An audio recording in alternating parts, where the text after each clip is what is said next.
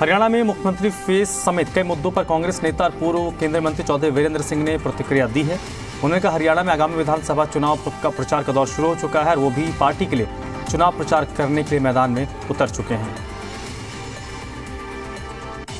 पूर्व केंद्रीय मंत्री और कांग्रेस के वरिष्ठ नेता चौधरी वीरेंद्र सिंह हमारे साथ हैं, इनसे हम बातचीत करते हैं। सर, कांग्रेस का चुनाव प्रचार शुरू हो चुका है, चुनाव प्रचार शुरू हो चुका है और आप भी अब जुट चुके हैं, यात्रा में भी जा रहे हैं। कुमारी सैलजा की अंबाला में आयोजित की जाएगी। किस तरह से प्रचार जारी है और क्या संदेश, क्या मैसेज लेकर जा रहे हैं लोगों के बीच?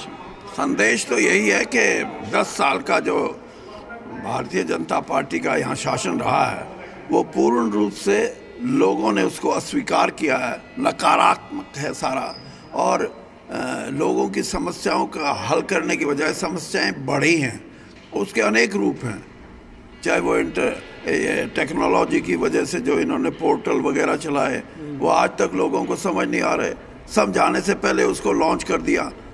तो आज सबसे बड़ा कारण जो इस पार्टी के खिलाफ लोगों में है, चाहे वो युवा है, वो कहता मैंने पेपर दिया, मेरे को कहा गया कि आप अपलोड कर दो, अपलोड उसको करना नहीं आता, किसी से करवाया जो प्रोफेशनल है, उसने कहीं गलती की, सिलेक्शन के बाद भी उसका नाम ख़त्म हो गया कि आपका।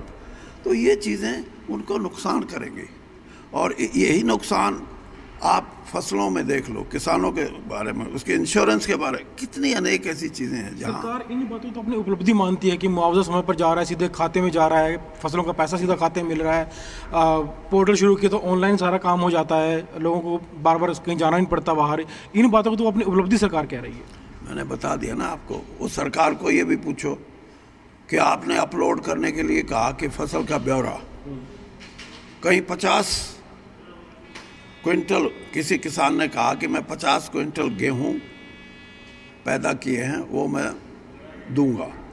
ये पहले देना पड़ता है जब वो फसल को तैयार करता है, और अगर वो 50 की जगह 60 क्विंटल लेके चला गया, पैदावार बढ़ गई हो, तो कहते हैं कि ये 10 क्विंटल नहीं लेंगे हम 50। तो उनसे पूछो ना कि जो ये कह रहे हैं कि हमने फ़ायदा कर दिया, ये नुकसान कर रहे हैं। अगर कांग्रेस पार्टी की बात करें, कुछ दिन पहले आपने हुड्डा साहब के साथ मंच साझा किया, प्रेस कॉन्फ्रेंस में आए और दोनों आप काफ़ी खुश भी लगे उस प्रेस को, लंबे समय बाद आप दोनों को साथ में देखा और आज आप कुमारी सैलजा की यात्रा में जा रहे हैं।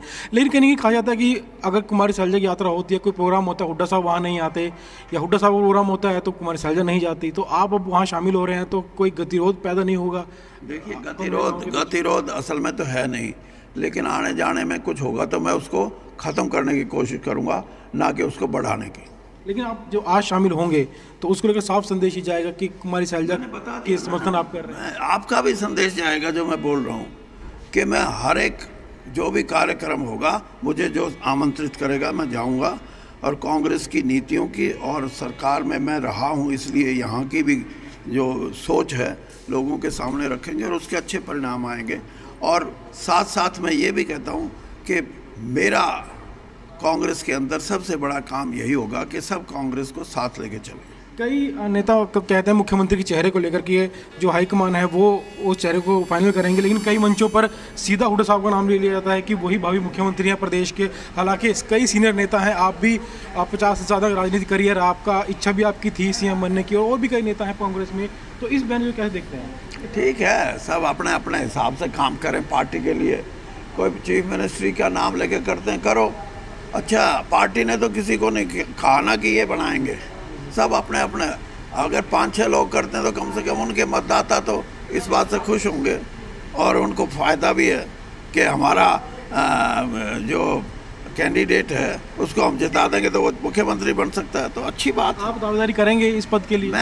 मैंने बताया ना कि राजनीतिक तौर पे मैं चुनावी राजनीति नहीं, अब मैं